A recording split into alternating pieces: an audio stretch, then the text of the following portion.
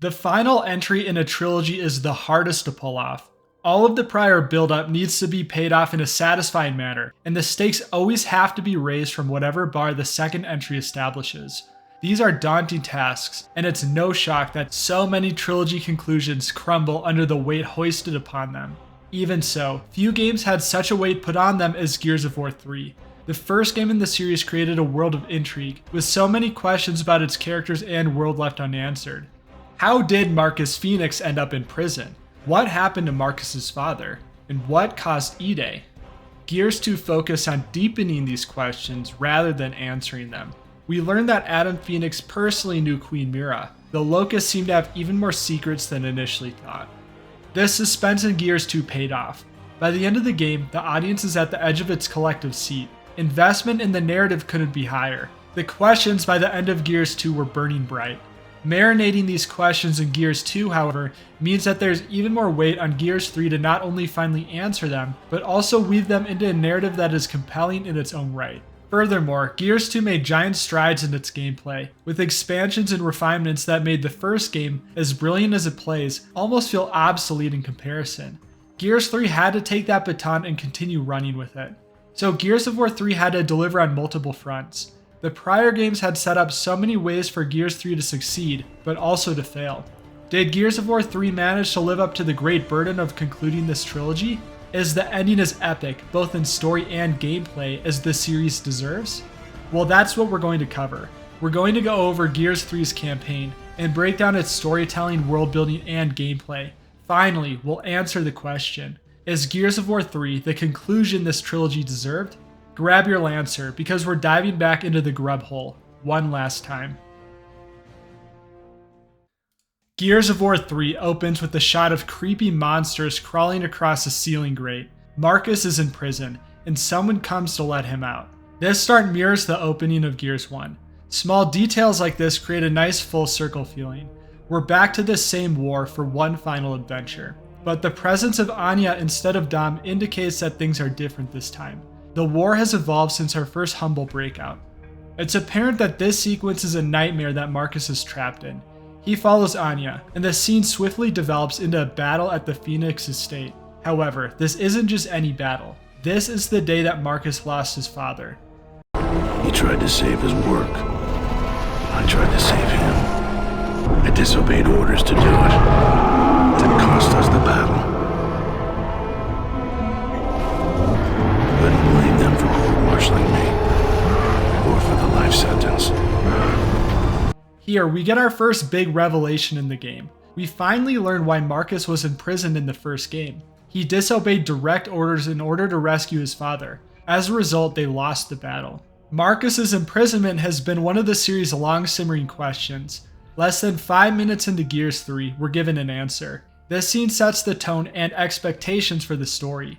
Gears 3 is the game that plans on delivering upon the series' build-up. The revelations are going to continue coming. After watching his father die again, Marcus awakens to a summons aboard the Sovereign, a ship that serves as one of the COG's last refuges.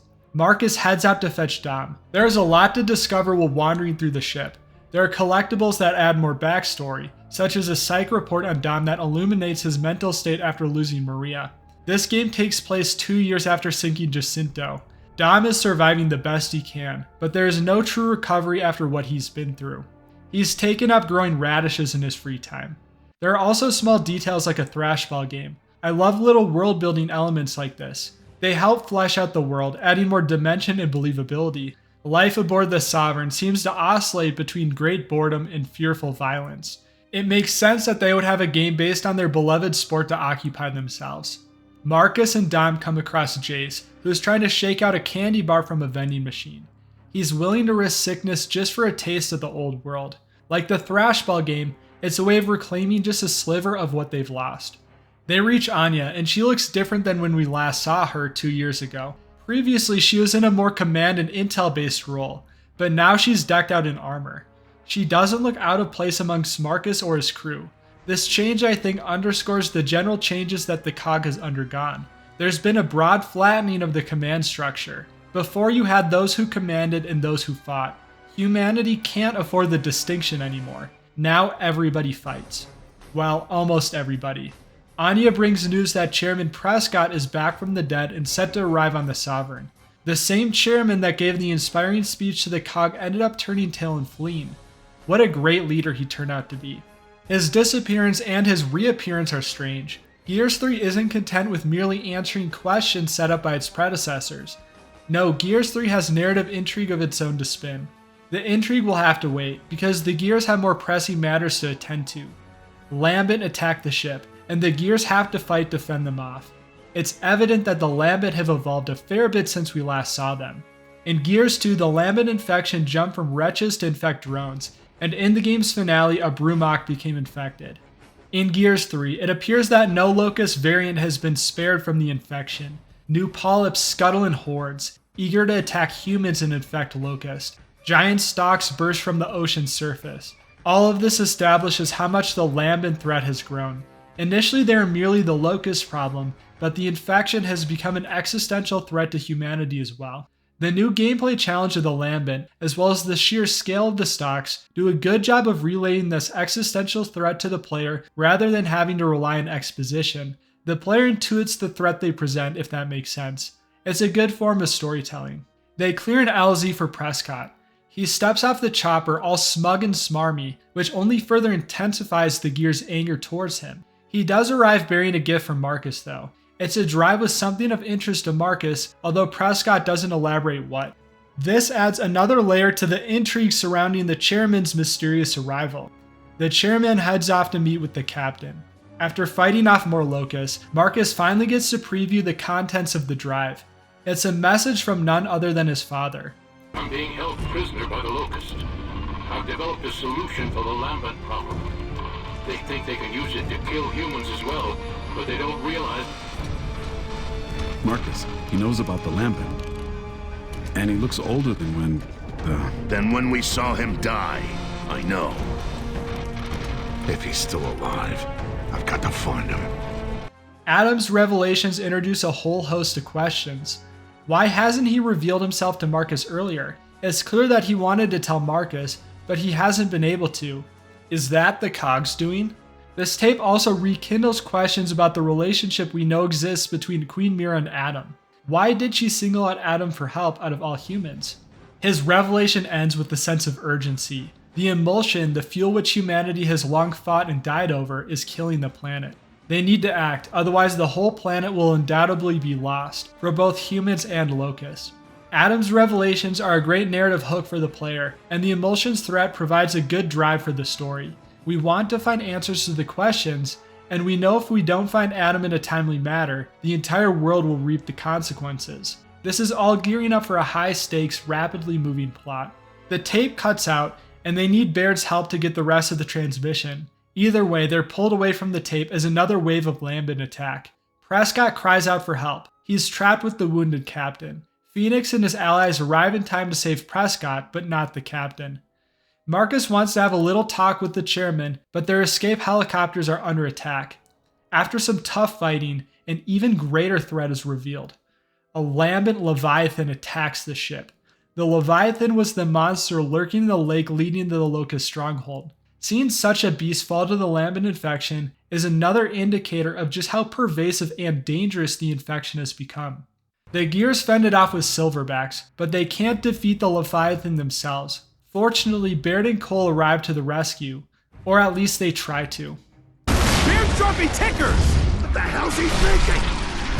Run! Perhaps this isn't Baird's most enlightened idea. The Gears desperately run to escape the doomed ship. All of a sudden, the story has a 1-hour jump backwards in time. We now take the shoes of Cole, and he's joined by Baird, Sam, and Carmine. This time jump is pretty jarring, especially for the Gears series, which up until now has pretty consistently told their campaigns in a linear manner. It also derails the narrative excitement drummed up by the plot and explosive set-piece finale. The player now finds themselves in a calm, quiet field of rustling grass. We get to see how Cole and his allies acquired the tickers that they used to bomb the Leviathan. Initially, the prospect doesn't sound all that exciting, and it doesn't seem worth pulling the player away from the main plot to explore this side track. However, by the end, I think this section is more than worth its inclusion in the game. One of my regrets about Gears 2 was that Baird and Cole didn't get much screen time. Well, here in Gears 3, they get an entire segment dedicated to them, and it's some of my favorite character work in the series. Their squad has traveled to Hanover to search for supplies. This is a prospect that Cole seems excited about. This is his home territory where he used to play professional thrashball. When they land, Lambent stocks surround them. They've ravaged the streets and destroyed buildings, leaving everything in ruin. The beginning chapters of Gears 3 really emphasize the destruction the Lambent have wrought on the world, like with the ocean stocks I mentioned earlier, and this helps sell the threat they present. As the squad travels into the ruined city, Sam and Baird chirp at each other. I really like their dynamic. Sam manages to get under his skin in a way that no other gear can do, and there is something about seeing the Man of Snark getting matched toe-to-toe that I find supremely entertaining. They come across a stranded camp. Famously, the Stranded and Cog don't like nor trust one another, and the tension is strong here. The Stranded don't have anything to trade with them, but they do point the Cog towards another camp that unfortunately lay past Lambent forces. They get moving, and after passing through a garage, Cole encounters an old relic. Huh. You ever feel like you did, but nobody told you?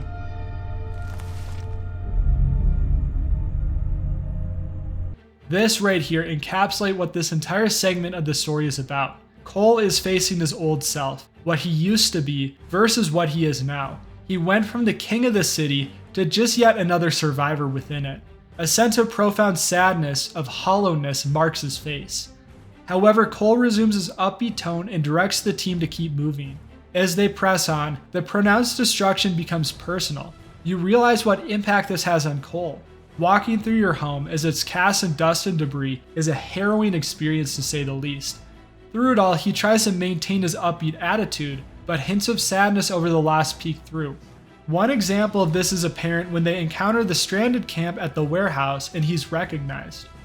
Hey, you're him, aren't you? You're Augustus Cole. Cole Train! What brings you back here? Hey, surprised you remember me, baby.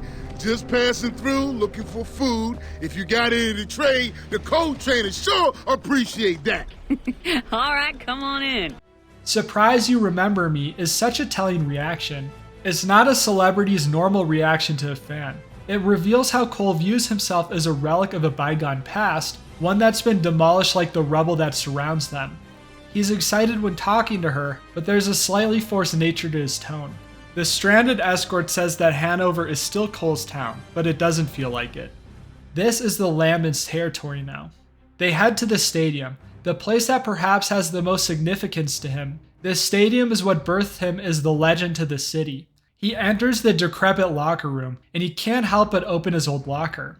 His glory days return to him in a flash of golden light, and he's back to the stadium, back to the cheers of his dedicated fans. Past and present mixed together. Cole has to deliver an explosive payload to destroy the Lambent within the stadium. He charges with the ghostly cheers of his fans to motivate him. He plants the charge, and when it goes off, the cheers suddenly die. Cole has fully returned to the present. The sight of the giant burning stock punctuates that this stadium is a husk of its old self. The imagery and storytelling here really moved me this playthrough, more so than the past. Maybe it's the fact of growing older and having my own days gone by nostalgia for certain things. Either way, what I think really makes this segment work is the contrast within Cole's character. You see the sadness within him for the past, but this doesn't stop him from being his joyful, bumbling self. He's determined to be a beacon of light and positivity in this hellish world, for his old fans as well as humanity itself. And it's that window into his struggles and pain amidst his strength and perseverance, which really makes Cole a heroic figure in this story. His story here is why I said this narrative detour is worth it. I'm big on character work in stories. If you can make people resonate with the characters, then pretty much everything else in the story becomes a bonus. Cole has always been likable, but this subplot adds complexity to his character and humanizes him in a powerful way. They meet with the stranded leader, who is not a big fan of theirs. She plans on evacuating her people, and the Gears decide to take the bridge to meet up with their ship, despite the leader's warning. On the bridge, they encounter Locust. Baird observes that the Locust seem disorganized and feral. It seems that the Locust, like humanity, has grown desperate in these dark days. They hear word about the Leviathan's attack on the Sovereign, and this is when Baird comes up with his brilliant ticker strategy. They fight their way to the ticker storage containers, and they dump one right into the Leviathan's maw. The bridge collapses from the Leviathan's death throes, and Baird and Sam share a touching moment. I suppose you want me to say I've always loved you. Oh! But I don't. I really, really don't. Upon waking, they find themselves on the beach, and they immediately set out to find survivors. In short order, they come across Marcus and Dom, and they revive the pair. They're a bit shocked by the news that Marcus bears, but Marcus isn't in the mood to explain. Prescott? What, do we got an echo here or something? Yeah, Prescott's back, Michelson's dead, and my father's alive. Film at 11. Honestly, this is fair enough. It's all a big ball of yarn to unravel. Marcus sends Sam and Carmine to help with lifeboats, while the reunited Delta heads to rescue Anya. When they reach her though, they find that it's too late for Prescott. In his dying breaths, he offers some answers to our questions. Adam Phoenix is on a secret research facility called Azura, which has been captured by Mira a few days ago. He hands Marcus a device and says something about encryption, but he dies before he can explain. Baird puts the remaining pieces together. Hoffman. The bastard is Hoffman. Spit it out. Look, Hoffman's been hanging on to that data disk he stole from Prescott back on Vectis. All those goddamn months I spent trying to crack the encryption for him, we still didn't have a friggin' clue what was on it. Well, I bet it's the data on Azura, and that unlocks it. We have to get it to Hoffman and crack that disk. He's at Anvil Gate. That's a hell of a long journey, Marcus. So the Gears have their next location. They need to find Hoffman at Anvil's Gate. Locusts attack, and the Gears fight a furious battle to stand their ground. This culminates in a fight against the Brumach, which is a bit boring. Although the fight is cinematic, the Brumach is just a big bullet sponge at the end of the day. They're able to use the data reader to hear the rest of Adam Phoenix's recording.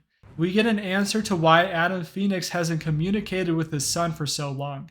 It turns out he was abducted from the Phoenix estate on that fateful day by Prescott.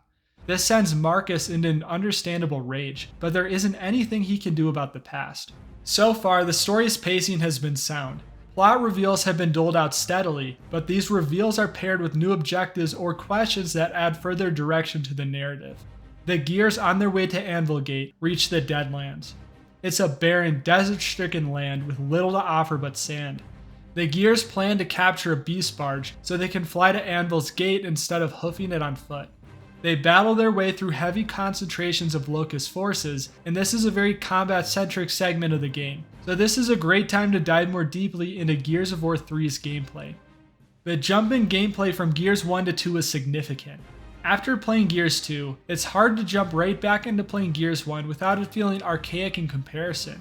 Gears 3 has some of the same refinement and expansion from Gears 2, but it doesn't feel like as big of a leap.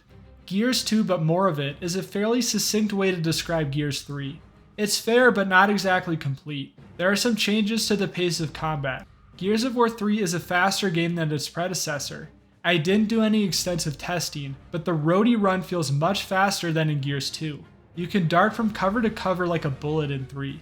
This speedy philosophy is seen in other areas, such as tweaks to the arsenal. The Gorgon has been converted from a burst fire to fully automatic, and it dishes out better close quarters offensive pressure. The Hammerburst has been tweaked in every game, and it sees even more tweaks here, with a new ADS mode.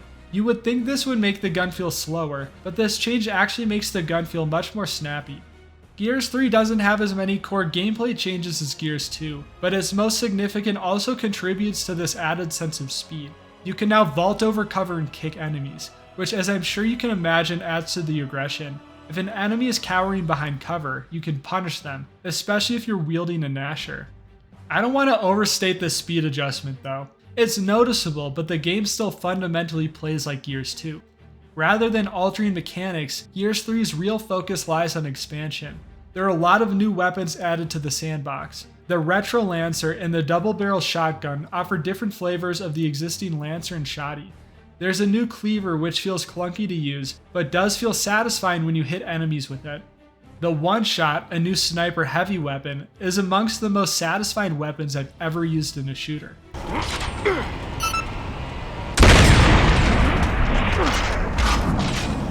I would say the Digger launcher is the most interesting addition. It's a launcher with an explosive round that travels underground before popping up and exploding. It feels like such a perfect weapon for the Locust, given that they are an underground dwelling race. It figures that they have a weapon that loves the underground as much as them. So the raw number of new weapons is comparable to what Gears 2 added, if not more, but the additions don't feel quite as impactful to me. This could simply be a case of diminishing returns.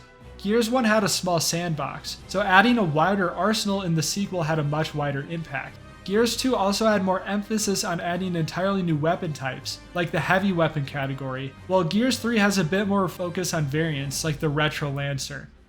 In my opinion, the most significant change that Gears 3 makes to the sandbox is the introduction of the Lambent as a fully fleshed out enemy faction. They're visually distinct from their Locust counterparts with their glowing skin and more mutinous overgrowth. Although the Lambent are infected versions of Locust, they're far from mere reskins. The Lambent drones now explode, which creates a hazard if you're too close to them. Drudges are the evolved version of drones, and they're able to mutate mid-battle to an entirely new form that shoots projectiles at you. The Boomer variants launch arcing explosions at you. Because of the more arcing trajectory, they're able to hit you behind cover more easily, and it forces you to move often. Shooting the Lambent and watching the cascade of explosions is somehow even more satisfying than shooting the Locust. Nonetheless, I don't think they quite reach the same level as fighting the Locust. At this point, the Locusts just have so much more enemy variety, and their ranks also expand in Gears 3. The game introduces the Cerapedes and Armored Cantus, and both of these units force you to change your approach. The Armored Cantus are resistant to small arms fire, so your best bet is to save your grenades and boomer shots for when they appear. For the Cerapedes, you have to shoot their rear segments, which makes for a very interesting target. Positioning to shoot them while they're targeting you can be challenging. These additions make the Locust, which already had amazing enemy variety, just that much more interesting. The Locusts too have new weapons to play with. They can also use the Digger launcher I talked about as well as the Cleavers, so they can force you out of cover and the Cleaver wielding enemies can run you down.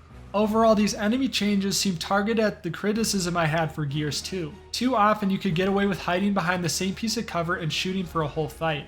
In Gears 3, these new additions really force you to move. Explosives from Digger launchers will force you out of cover, as well as the arcing lobs from Lambent boomers. Overall, the explosive nature of the Lambent makes it more dangerous to remain stationary in one spot for too long. Although the Lambent may not reach the same level as the Locust, they're fun in their own right and feel different, and that's what truly matters. Their inclusion does wonders for the game's pacing. The campaign is very intentional in how it paces out fights between Lambent and the Locust. The first act of the campaign is pretty much entirely the Lambent, while the second act is almost exclusively the Locust. The game makes sure to swap out which faction you're fighting before any sense of fatigue can set in. It's truly an achievement. Almost every battle in the game, either due to set piece differences or enemy compositions, feels distinct to play, and that's not something many games can claim. The enemy variety in Gears 3 is top of class. I'm not sure there's a shooter campaign out there with more enemy types. The fact that the game so expertly paces this variety is just the cherry on top. To add even more praise, Gears 3 also addresses another complaint I had about Gears 2. In Gears 2, the arena design broadly was a bit too linear for my tastes. Gears 3 opens the combat arenas back up. The campaign still has its own share of linear segments, but it feels like there's more area for you to maneuver, and more importantly, more area for enemies to maneuver and flush you out of cover. The last improvement I want to call out is the improvements to allied AI. In Gears 1 it was bad. In Gears 2 the allied AI was improved but still frustrating. In Gears 3 it feels like the allied AI works how it's supposed to. Allies reliably revived me when it made sense to, and they also only died when it made sense to. I didn't have a moment where they frustrated me, and that is really significant in letting me remain immersed in the story and gunplay. So let's put this all together. With Gears 3's tweaks to combat pacing, its expansion of the sandbox, and the expansion to combat areas, it's the best combat experience to date. With all of that said, how I initially described Gears 3's combat is still correct. Gears 2, but more of it. Although Gears 3 is an improvement, it doesn't make Gears 2 feel archaic like Gears 2 did to Gears 1. Perhaps that's not a fair expectation to put on Gears 3. The bar was already set so high, and if it's not broken, don't fix it, right? Still, I could certainly see how some people could play Gears 3 and feel disappointed that it does feel so similar to 2. For me though, the gameplay does exactly what it's supposed to. There wasn't a point in the campaign where it started to feel like a slog. I love these types of games, but for most of them there is a point where a slight sense of fatigue hits, so the fact that Gears 3 keeps things so fresh throughout its runtime truly is remarkable. With Gears 3, you get this sense that it's all about sticking the landing. It's all about delivering on the story beats and crafting an experience that is a fitting end to the story. With that in mind, I think a safer approach to combat makes sense. I'll keep touching on specific combat segments throughout the campaign, but that generally wraps up my thoughts on gameplay. So let's get back to the story. It feels like a pretty big pause since we talked about the story, right? Well, I chose to talk about Gears 3's combat at this point to reflect the game's pacing. When the Gears reach the Deadlands, it's pretty much exclusively combat until the second act closes. There aren't really any meaningful developments in the plot. Queen Mira appears, but this isn't a revelation to me as much as it is an expectation. Nobody thought she actually died in the Jacinto flood. Of course she was going to show up eventually. With how quickly the plot moved in the first act, this hour or two pause drags by its end. Don't get me wrong, all of the fights were fun. There is an interesting boss with a corpse or broodmother, which is one of the series' better attempts at a boss. However, I grew impatient for something to happen narrative-wise.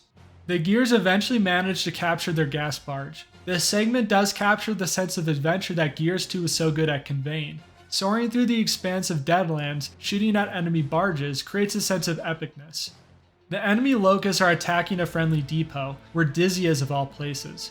They land and defend the barge. Here you get your hands on the famed Hammer of Dawn, and this is one weapon that has tweaks I didn't mention earlier. The hammer now has a limited ammo pool, and it only lasts for a handful of shots. I'm not a fan of this change. The hammer felt like such a powerful weapon, and the true answer to the Locust Horde. Taking away that power makes the weapon feel much less iconic. For a weapon that has such significance in the story, the downgrade doesn't feel warranted. I would have rather they just limited the weapons used to very specific times in the campaigns like the prior games. That seemed to do a good enough job. After they leave the depot, they set sail again to reach Hoffman. The Queen arrives aboard her Tempest though, and she attacks. You ever get the feeling she's just sticking with us? No, Dom, this feels like a pretty sincere attempt on my life. The Beast barge is no match for her, and the Gears plunge into a crash landing. They survive the fall, and fortunes smile on them this day. Hoffman himself arrives and rescues them from the wreckage, driving them back to Anvil Gate. Marcus fills Hoffman in on why they've come to him. Well, Phoenix, I have no goddamn idea what to say. And that's a first for me. I appreciate how Hoffman's attitude towards Phoenix has changed throughout the series. In the first game, he had nothing but contempt for Phoenix. Now though, it's clear that Hoffman respects him. It's cool that even smaller side characters like Hoffman see character development throughout the series. Before they get to cracking the disc, they need to fend off a Locust attack. It's a very exciting segment. Phoenix fights off his enemy, but they're too numerous, and the Gears get pushed further and further into the heart of the stronghold. It captures the overwhelming force of their opposition. Eventually, Phoenix destroys a fuel tank and kills the current wave of their opposition, granting them a reprieve. It doesn't last, as Phoenix gets word that Sam and Anya are trapped outside the perimeter. You can choose to either rescue them yourself or provide covering fire from the fort walls. Either way, you rescue your allies, but a lambent berserker arrives to spoil the party. This is a good variant on a typical berserker fight. As the lambent berserker weakens, it leaks emulsion, which creates trails that will damage you. It forces you to think more about your positioning so you don't trap yourself. With peace and quiet at last, the Gears finally get their opportunity to decrypt the disc. They learn more about Azura. It's located on an island, but that's not all. What the hell's a maelstrom barrier? Some kind of shielding device. Wow, an artificial hurricane around the island. Hey, Prescott was really investing in the crazy tyrant technology. The only way to get in is via submarine. There's one in an old shipyard, which the Gears can reach by either detouring through Mercy or Char. Mercy has personal significance to Dom. You sure you want to go there? What, because it's Maria's hometown? I can handle that now. And we need the fuel. For how much of a focus Gears 2 had on Dom, he's played a backseat thus far in 3. However, he's about to receive more attention. They make their way to Mercy. Of course, it's far from a smooth ride. After some bumps and bruises, they make it to Maria's old hometown.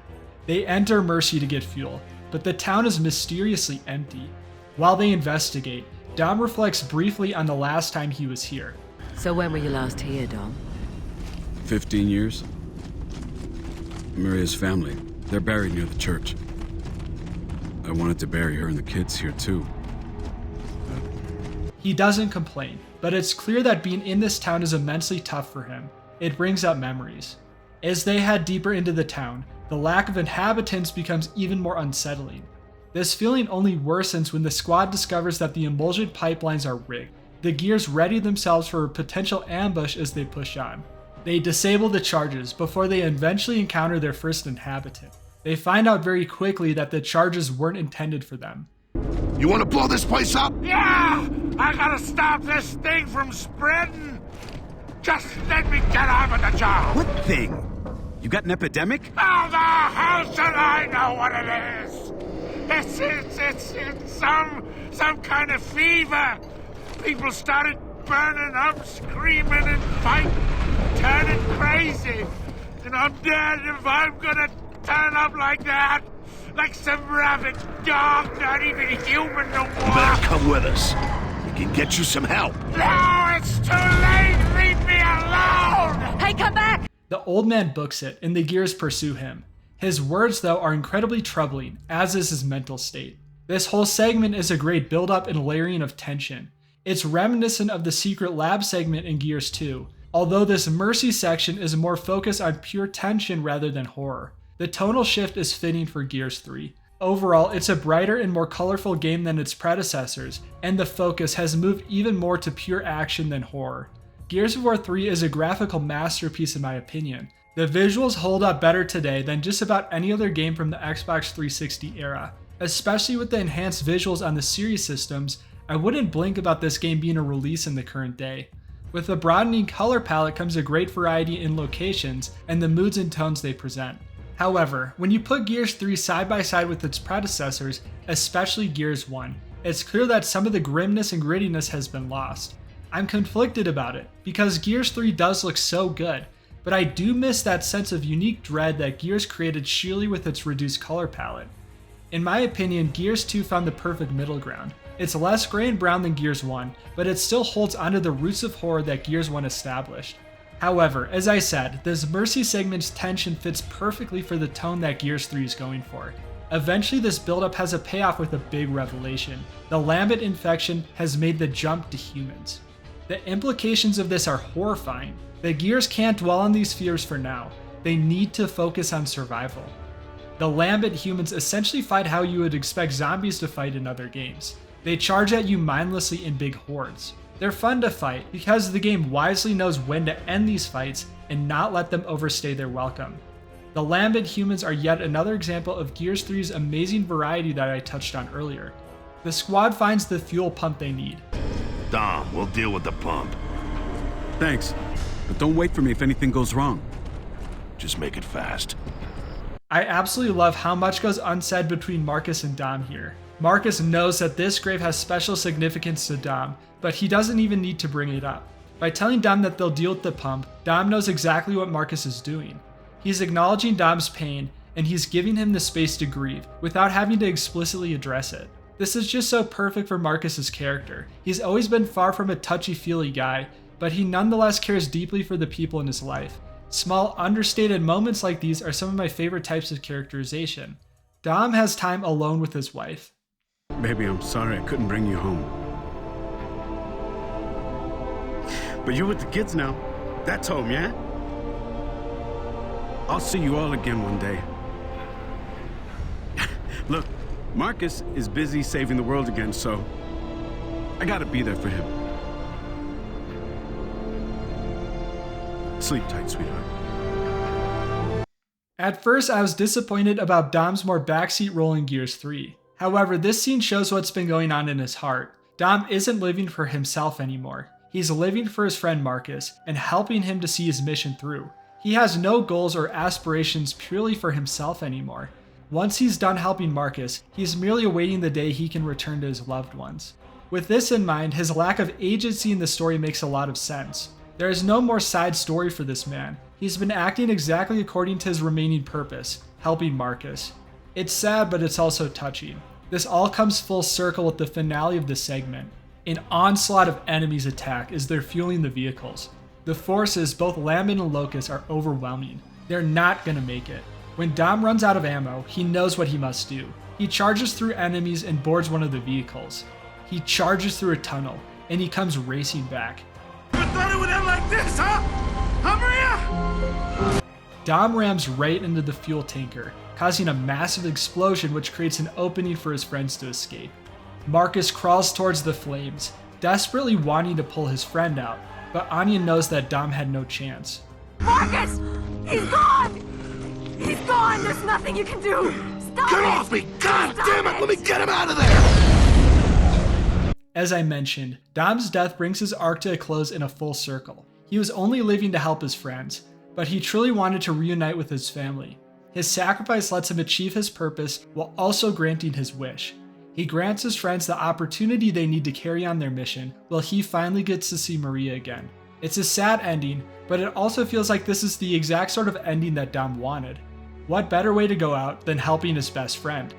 This in no way makes his death any less painful for his loved ones. When they reach Char, the ground zero of the Hammer of Dawn strikes, Marcus finds the strength to carry on. He's dead, but he saved us.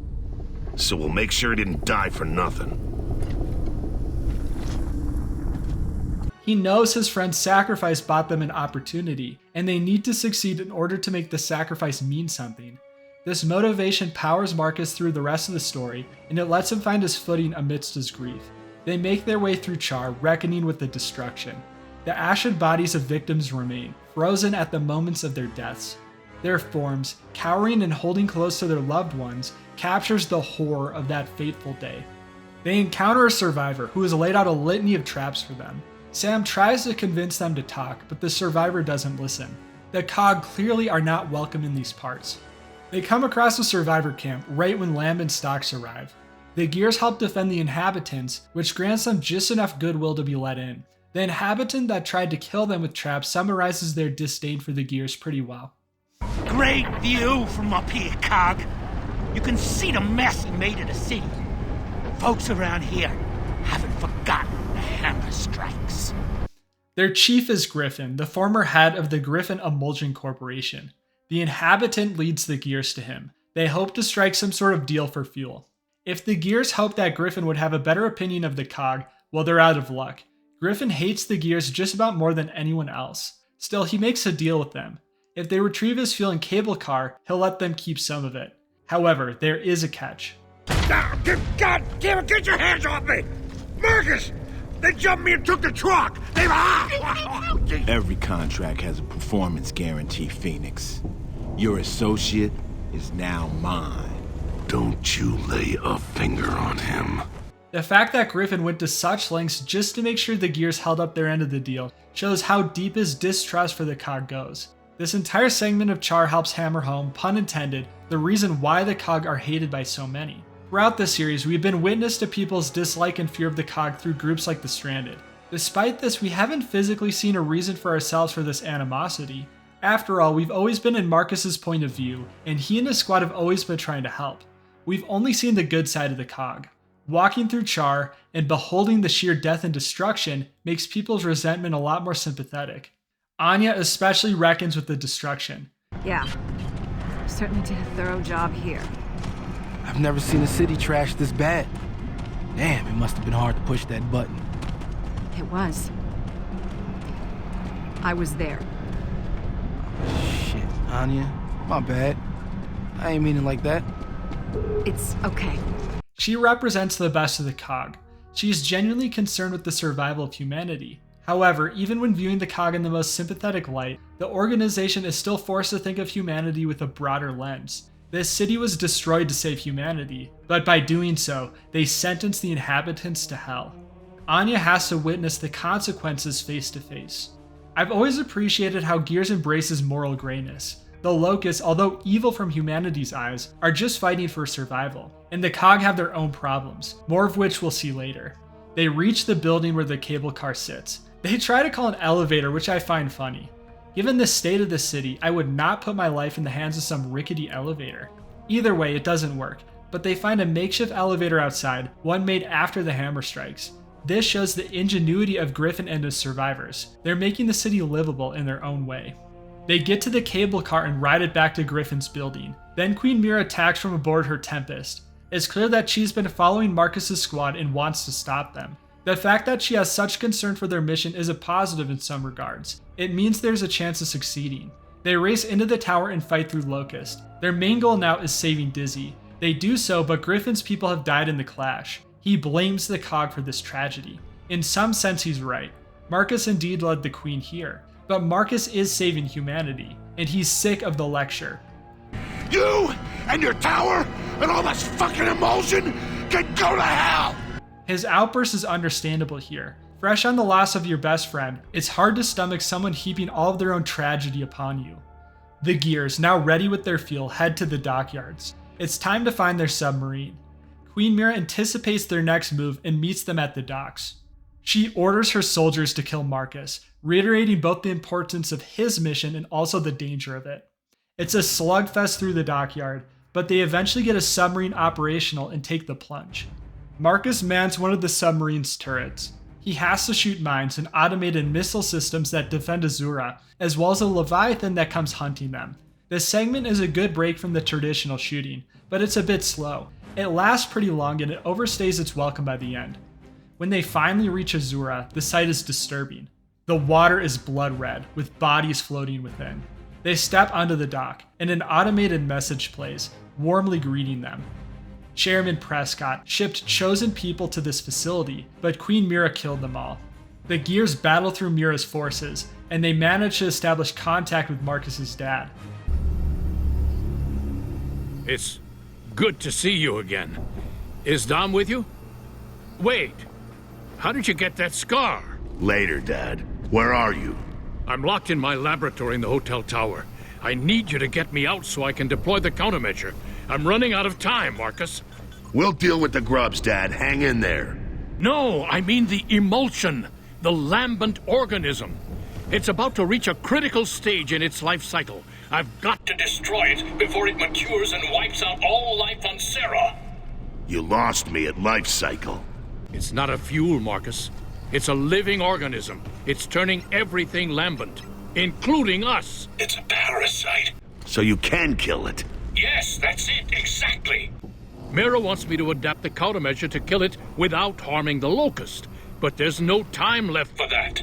It's cool how this revelation that the emulsion itself is a parasite has been subtly planted from the very first game. Where did we first run into lambent wretches? At an emulsion refinement facility. Adam's flurry of questions makes it clear that he's sorely missed Marcus. His separation from his son was indeed forced. Marcus, for his part, remains all business. He wears his gruff mask and focuses on the mission. They battle across the beach, using silverbacks to cut through their foes.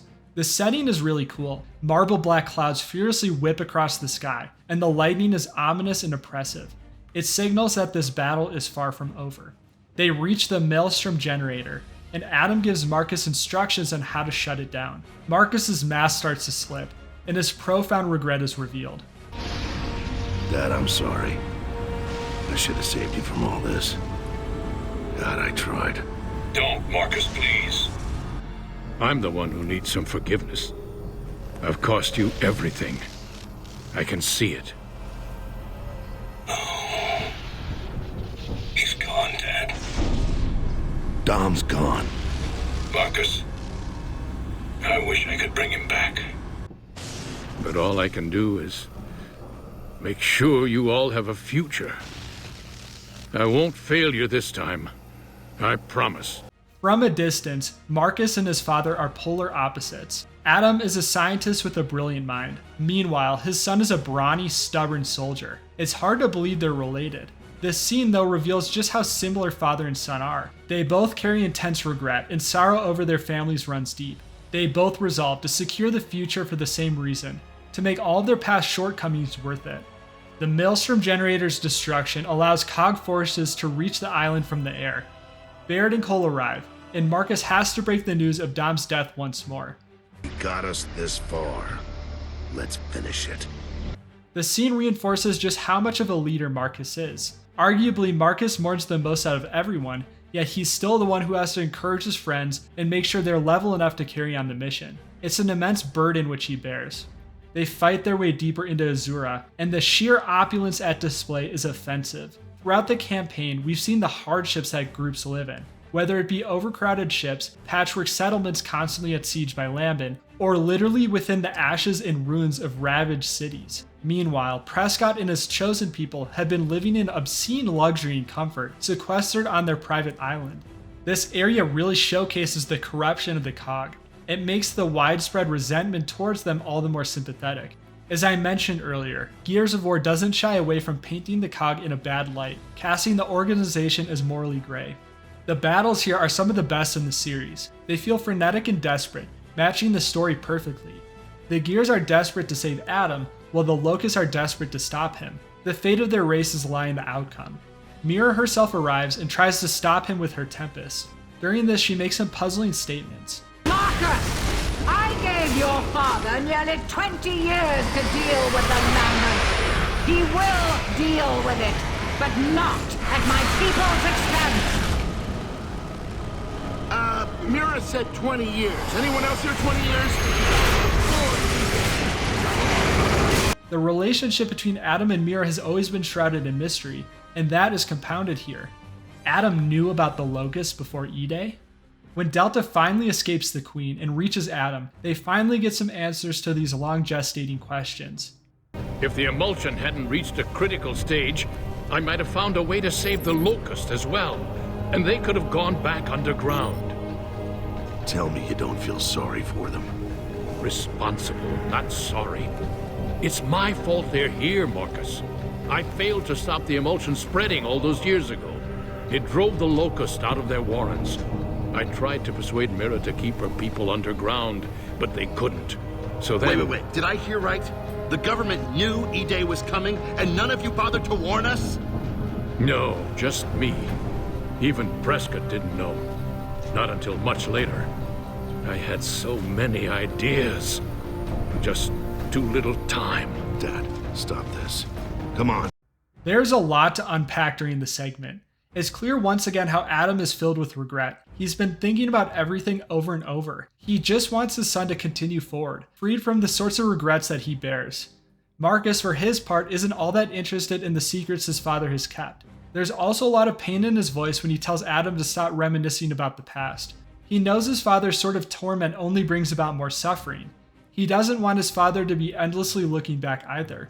Throughout the trilogy, Marcus has always been shown as the sort of man whose main concern is people. He's always concerned, first and foremost, with helping people on the ground in front of him, and he's even willing to prioritize the little man over grander plans to save humanity.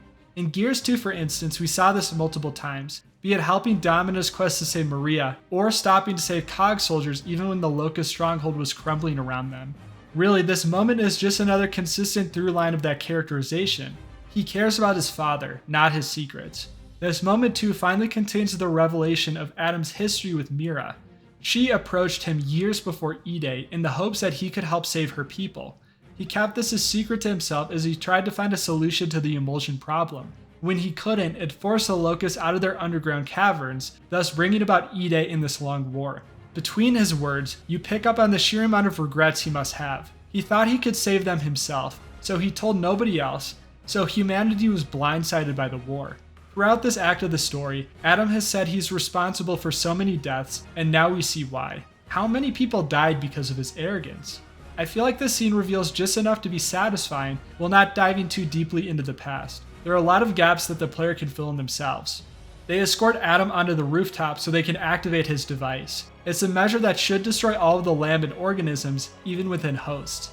Unfortunately, it will kill the Locust too, which is why Mira is so hellbent on stopping them. Baird is very concerned about whether the device will actually work. How did he actually test it? Adam, though, is entirely certain that it will succeed. Queen Mira puts up one last fight to stop them. It's a pretty decent encounter. You mainly have to hide from her blasts, shoot out the weak point of her mouth, and hit her with the Hammer of Dawn. Although it's nothing special gameplay-wise, there is a cinematic nature to this fight that makes it feel fitting for the story's climax. After her defeat, Adam finally sets off his device. However, there is one last terrible revelation that awaits. Professor, you said you tested this. How? On myself, Damon. I had to see how the emulsion developed over its life cycle. So I injected myself with it to accelerate things. Oh my God. Dad, I'm not going to make it. It's okay. I'll carry you. Marcus, the emulsion developed faster in me because I forced it to. I had to find out how it reproduced. What are you talking about?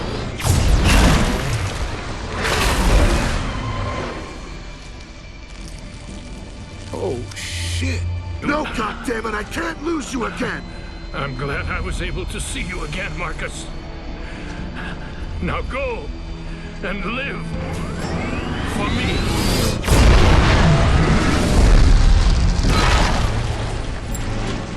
Man, this scene makes me feel terrible for Marcus. This guy constantly has been putting humanity on his shoulders, and he's endured untold horrors along the way. He has suffered through so many losses, from losing squad mates like the Carmines to his best friend Dom. When he finally saves humanity and frees it from a war spanning decades, how is he rewarded? Through the death of yet another family member. It feels wrong and totally unjust. I also feel sorrow for Adam Phoenix. Considering how little screen time he had in the game, only appearing in the final act, it's impressive how the game could draw any sort of emotion from his passing. It's really a demonstration of how good this series is at characterization, even when the story only has a limited amount of time to work with a character. The Queen is still alive. She gloats about Adam's death with profound bitterness. Marcus, though, is not in the mood to listen. Her death truly marks the end of the war. We see the effects from Adam's device travel throughout the world, destroying Locust and Lambent alike. Although it's an overall joyful scene, there's a hint of tragedy to it. The Locust just wanted to survive too. We also see Clayton Carmine survive. Since we've seen a member of the Carmine family die in the prior games, it feels fitting that a Carmine finally lives. On Azura, everybody celebrates humanity's victory. Everybody except Marcus. With his loved ones safe, he can finally allow the weight of everything to collapse in on himself. He just lost his father. He just lost Dom. The only emotion he can process is grief. Marcus, whatever it takes, I'm here. What's left, Anya? What have we got left now? Tomorrow, Marcus. We finally got a tomorrow.